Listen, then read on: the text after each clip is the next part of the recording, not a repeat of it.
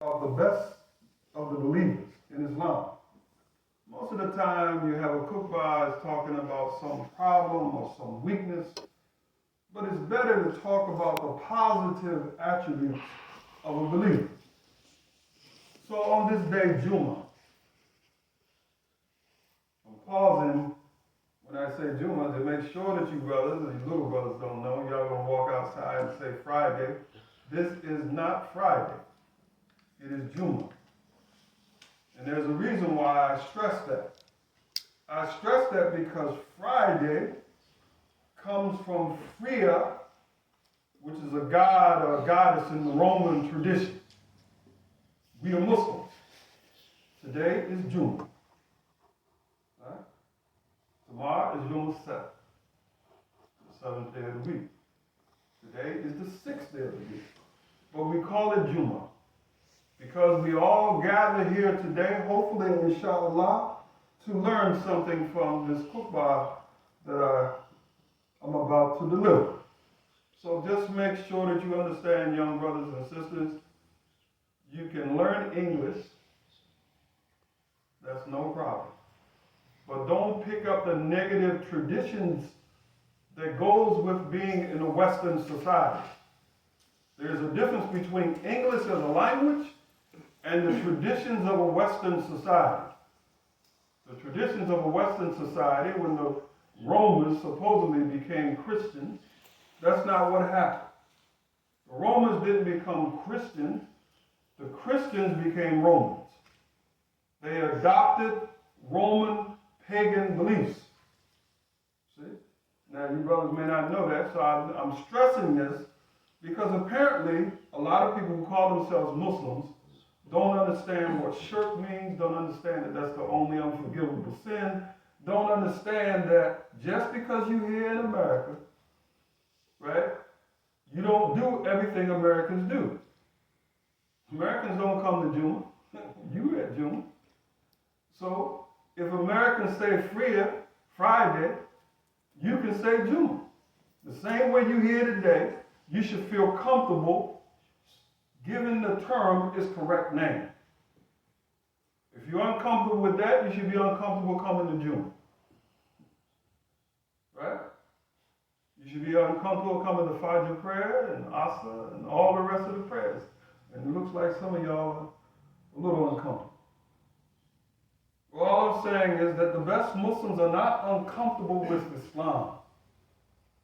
Islam is what makes you comfortable. See, you don't have to get drunk, right? Muslims don't drink, but you still feel that feeling of euphoria from being a Muslim. When you come to Salah, you know, what's the term they use? Kusa. Right? That's the same thing they're trying to get from intoxicants. You get it from Salah. When you stand before Allah subhanahu wa ta'ala, right? And you imagine that Allah subhanahu wa ta'ala is in front of you, if you can do that without answering your cell phone and all the other distractions that modern, so-called modern society has, then you understand what I'm saying. So all praise is due to Allah subhanahu wa ta'ala. We thank Him, we seek His aid, we ask His forgiveness. Here's the other thing. We are people, human beings, and we make mistakes. And Allah says if we didn't make mistakes, He'd bring another creation that made mistakes. Because making tawbah, asking Allah for forgiveness, is one of the things that it takes to be a Muslim. The other people are so arrogant, they don't believe that they should make tawbah. Not only that, they believe that Allah should die for them, which is even more arrogant. We the Muslims say that we are supposed to do things fi sabilillah subhanahu wa ta'ala. We seek His guidance. We seek the guidance of Allah subhanahu wa ta'ala. If you do a research on all of the other systems that you have in this dunya, you'll find out that Islam stands out by itself. If you just give Islam a chance. You know, we got to mention last week that some people don't believe that Islam is the solution. But if you look at all of the problems that we have in humanity, and you look at what is the best solution, you'll realize that the principles of Islam are the solution to those problems. You know, they fight over a law that says should they relieve student debt to go to college and get an education. In America, all of these students had to get all of this debt, right? So they can't go there and think freely and try to learn. They got to worry about paying this debt back. So you may have some people, instead of being a teacher, think that they got to go on Wall Street and get involved in, making a lot of money in order to pay their debt off, when those same people might be a very good teacher. Right? So you guys end up getting teachers that aren't very good because of this system. So we believe in Allah and we do not deny Him. The other thing, you got too many people that say they believe in Allah subhanahu wa ta'ala, but as soon as something comes up, they don't realize that they're actually denying Allah subhanahu wa ta'ala. See, when you look at what we do on a daily basis, if we're not doing what Allah tells us to do, then we're denying Allah. See? So we are enemies of those who reject belief in Allah. And we also know that enemy is kind of a tough word for most people. Sometimes that's the correct term. Right? We are against those who don't believe in Allah subhanahu wa ta'ala. Because if we're not against them, that means we're with them. See? If we're not against them, if we don't stand firm on our Islamic beliefs, then that means we're with them. So we have to make a choice. We bear witness that there is no one worthy of worship other than Allah subhanahu wa ta'ala alone without partner, and that Muhammad sallallahu alaihi wasallam is his servant and messenger, who he sent with a guidance, a true deen, a light and an advice after a long gap of time, when no messengers were sent, knowledge was little, people were misguided, and time appeared to have stopped as the day of judgment approached. Now we say this every week, but do we reflect on these words? What do these words mean? Why is it so important for us to say that we believe in Allah and who? The Prophet Muhammad. Why is it so important to say the Prophet Muhammad? Because we wouldn't know about Allah if the Prophet Muhammad didn't get the information, didn't receive the revelation. Right? We wouldn't know how to worship Allah subhanahu wa ta'ala. We wouldn't know how to make salah. We wouldn't know the importance of zakat if it wasn't for the Prophet Muhammad sallallahu alaihi wasallam. So fellow Muslims, fear Allah subhanahu wa ta'ala. For everything that we do, we're going to be held accountable for. And each soul is going to come to an end at a prescribed time. And you will be dealt with according to your deeds. All praise is due to Allah subhanahu wa ta'ala, the Rabb of the worlds. And may his peace and blessing be upon the Prophet Muhammad sallallahu alaihi wasallam, his household and his companions. Now, most people don't like to talk about death. I got a friend of mine who goes to the Y. We talk about a lot nowadays, but we're 66 years old. And we don't lie. He said, look, people do a lot of lying. They walk up to you and say, man, you look pretty good. Look like you might live another 30 years. And the first thing I say to myself is, I may not live another 30 seconds. So don't come here lying to me like that. We got little kids that die, get in accidents, all over the world. And to be so arrogant to think, right, like the Yahoo, they said, what? They're going to be here forever. This is not true thinking. Allah makes a promise in the Quran, in the 65th surah, ayahs 2-3. Whoever fears him and keeps his duty to him, he'll provide him a way out of every difficulty, provide him from sources that he could never imagine. Now, we got some Muslims here sitting among us who know that's a true statement.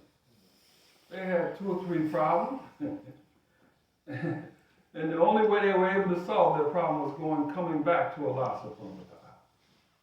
Their friends didn't help, their parents couldn't help, right? Nobody could help until they made the decision to turn back to Allah subhanahu wa ta'ala. And once they made that decision, hey, everything started to get a little bit better. You know, when you have problems, your friends will run away from you. They think you got some kind of disease. I don't want to catch that. But Allah subhanahu wa ta'ala is the creator of everything. So whatever your problem is, He's not going to be concerned about it. He's just going to help you solve your problem. So turn to Allah subhanahu wa ta'ala. Dear Muslims, the greatest blessing that Allah subhanahu wa ta'ala bestowed on mankind is the sending of the Prophet Muhammad sallallahu alaihi wasallam with a pure deen that brings all that is good to mankind and protects them from all that is evil through His principles of justice, brotherhood, freedom, and peace. Now these principles are not commonly held among humanity. There are human beings that don't believe in brotherhood. There are human beings that don't believe in freedom. The Russians right now are trying to enslave what? The people in Ukraine. The Uyghurs are being enslaved by the Chinese. They're both Chinese, right? But the Chinese central government is saying we got to control them. Why? Because that little bit of small piece of Islam goes against the philosophy of the leadership in China. So first and foremost, the best Muslims are those with the best character. The best Muslims are those with the best character. The meaning of character here is comprehensive. Good character towards Allah subhanahu wa ta'ala, towards other people, towards the society at large. It encompasses all the Islamic virtues of justice, compassion, humility, and truthfulness.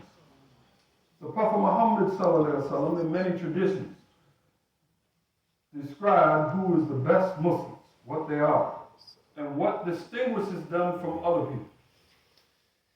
As Muslims ourselves, it is in our interest to learn what makes people the best Muslims so that we can emulate their behavior. This is the Sunnah. We throw that word out, Sunnah, and then we allow some people to take the term Sunnah and say, well, these people are Sunni and these people are non-Sunni, but both groups may not be practicing the Sunnah. See? Neither the Shia nor the people who say they're Sunni doesn't mean that they're practicing the Sunnah of the Prophet Muhammad sallallahu alaihi wasallam. You just can't label yourself. We got a whole bunch of people that label themselves Muslims, right? They say, I'm a Muslim, right? And then you turn around and you say, well, wait a minute, he's doing this and doing that. That's not Islam. He's stealing and using drugs and, doing all these other things. That's not Islam. But he gets to call himself a Muslim. And then you have some people who say, you shouldn't say anything about the person, about people who are doing things which are non-Islamic. Well, how can you correct the behavior of a person if you don't tell them the truth? Islam is a deen which is based on the truth. The truth is, Allah subhanahu wa ta'ala created everything. And all power resides in Allah subhanahu wa ta'ala. The fact that you can do something, come to Jumma, walk down the street, is only because Allah subhanahu wa ta'ala permits it.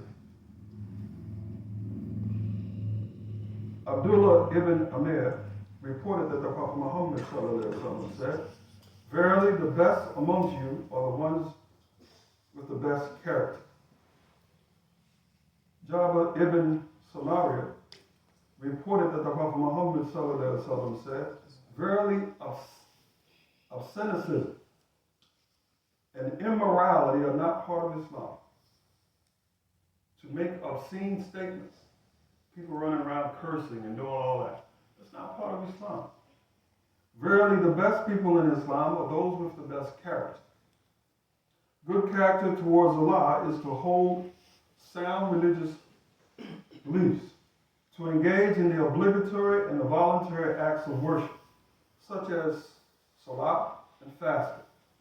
Good character towards people can be summarized as treating others the way you would love to be treated and being a good neighbor. Now we know that there is a small contingent of people who don't even believe in treating themselves well.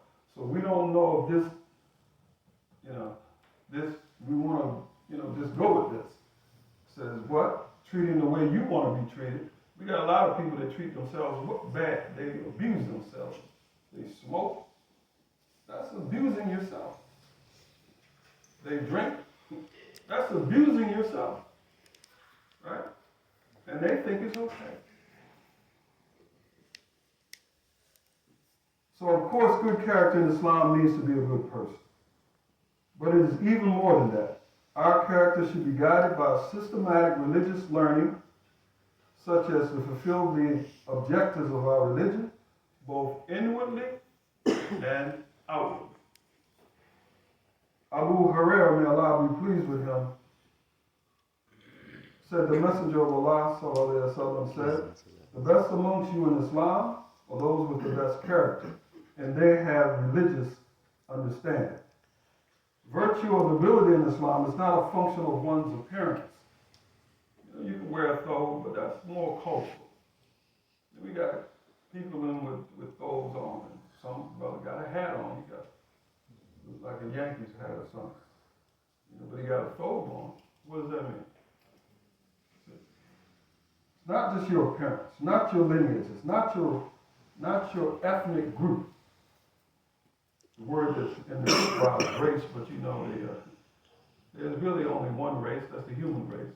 So this concept of different races makes no sense. Right? We know that Allah created Adam from clay, and the tradition says he went to all different parts of the world and got clays or sand or blood from all different parts of the world. So that means all of the different characteristics of color that we have, different colors, was already in Adam. See? Imagine how much easier that makes you to deal with your fellow human being when you know that we all came from Adam and Adam came from clay. Or we think, I'm a better lizard than this lizard over here. This is what they want you to believe. Abu Hurairah reported, it is said, which people are the most noble? The Prophet Muhammad ﷺ said, the most noble to Allah are the most righteous. One of the important qualities of defining the best Muslims is refraining from harming others. One of the most important qualities of defining the best Muslims is refraining from harming others. The best Muslims give off non-threatening aura of safety. So when they're around you, around the best Muslim, you feel safe. Safety towards others. Even earning the trust of people regarding their most treasured possessions. So you got something that you think is so important. The best Muslims make you feel that you can just leave it there. You don't have to worry about it. When the early Muslims went to Medina, there would be people that came from other parts of Arabia. And at the time of Salat, they would notice that all of the shops were left there. And they could be selling gold or whatever they were selling. And the Muslims would leave their stuff, and then they would go and pray. And the person said, what kind of town is this? What kind of place is this where you're leaving all of your merchandise unguarded? See? They knew, right? They left that to Allah subhanahu wa ta'ala.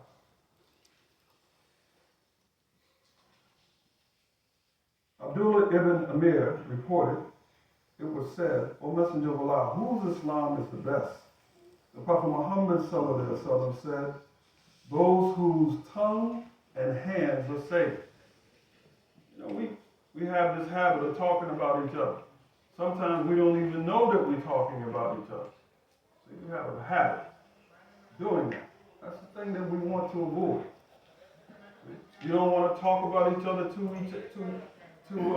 another brother. The Prophet Muhammad ﷺ is reported to have said, don't tell me that. Why? Because when I see my brother, I want to feel good about him. If you tell me a whole bunch of negative things about my brother, now I come and see him, all of a sudden now I got this preconceived notion about this brother. Don't do that. So if you can't say anything good, keep your mouth closed. The best Muslims are devoted to the Quran, learning it and teaching it. It does not simply mean learning to recite the Quran according to its rules, but also learning the scholarly interpretations and applying those beneficial lessons to their lives. That's why we read the Quran. We don't just read it just to read it, just going through the motions. We read it to actually to put it in effect. Uthman bin Affan reported that the Prophet Muhammad says, "The best amongst you are those who read the Quran and teach it."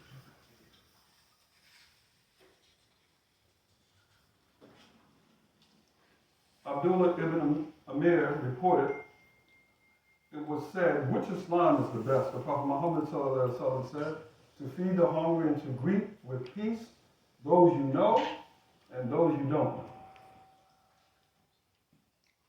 So he's not saying only Muslims, he's saying those you know and those you don't know. Greet them with peace.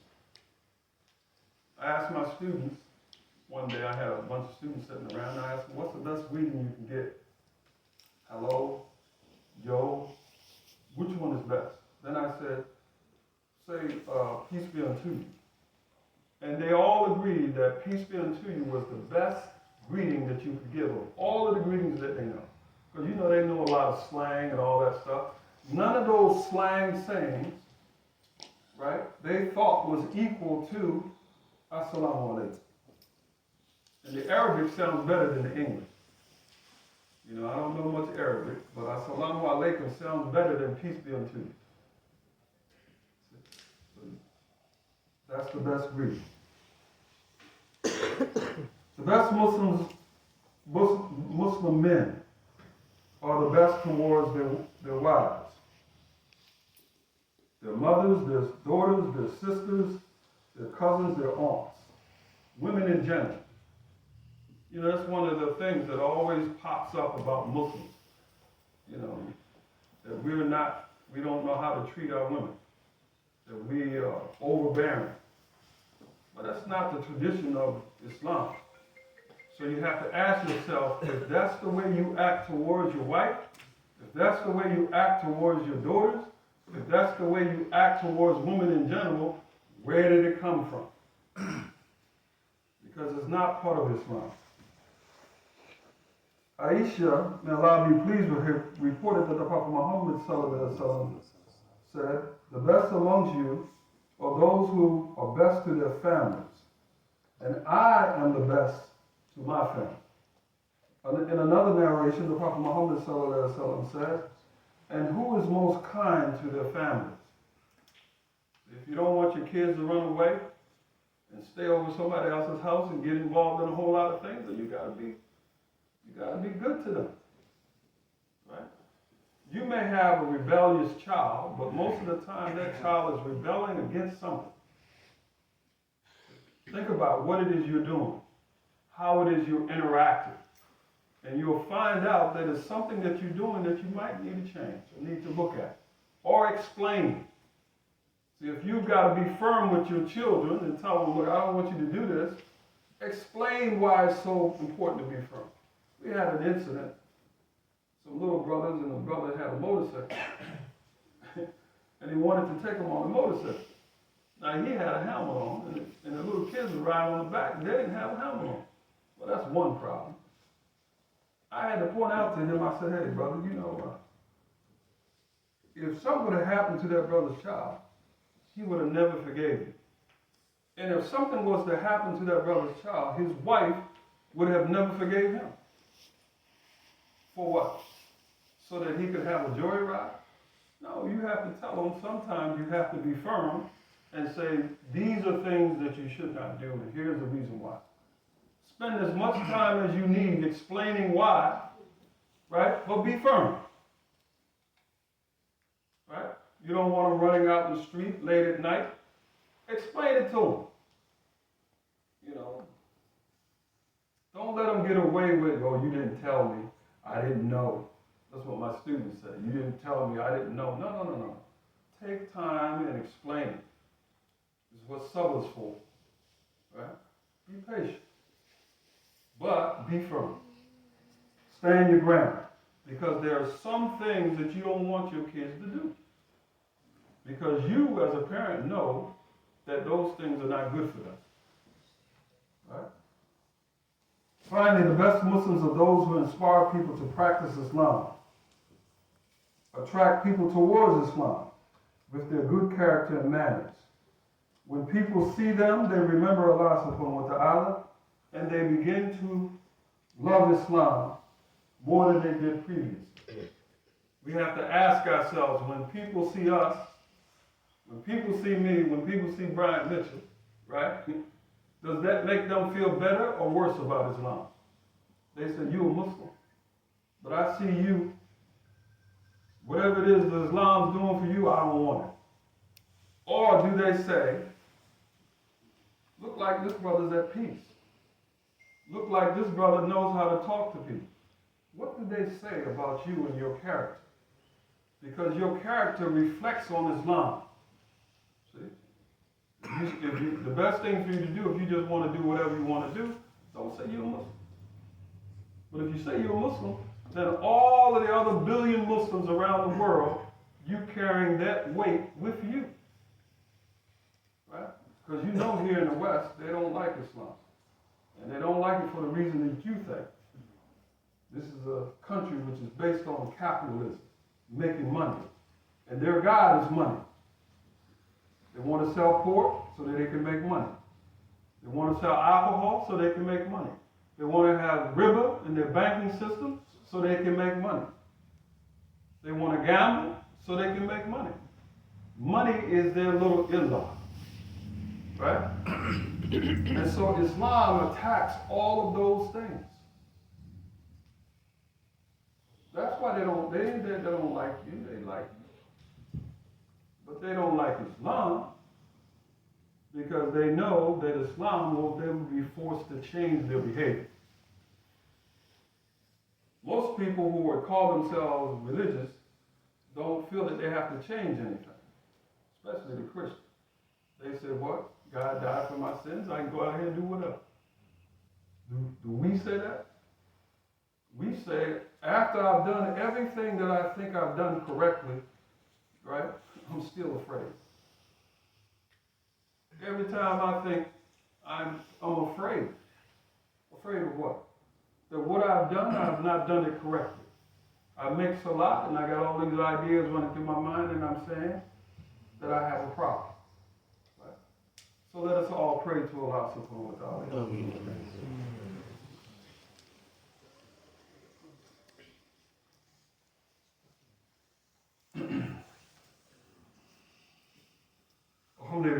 Alhamdulillah, Rabbil Alameen. Just think about it, brothers and sisters. We got a lot of people at this khutbah. Probably close to 100 people.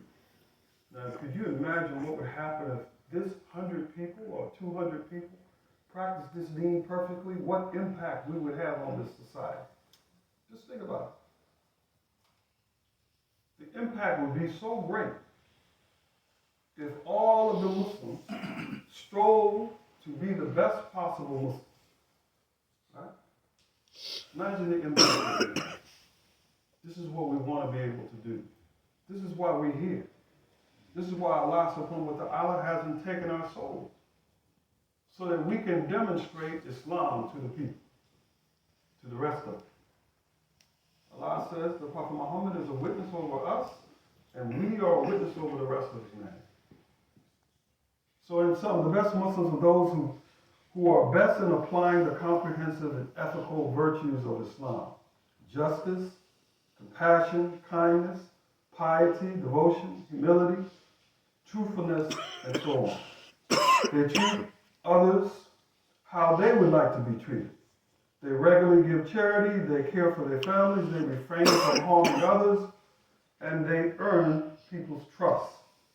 They are devoted to the Quran and seeking religious knowledge to apply to their lives, forsaking the vanities of this dunya for the hereafter. So may Allah subhanahu wa ta'ala make us among the best Muslims and have the best character. May Allah subhanahu wa ta'ala make us not to be afraid to be a Muslim. Don't be afraid. Throw away your fear. I came up to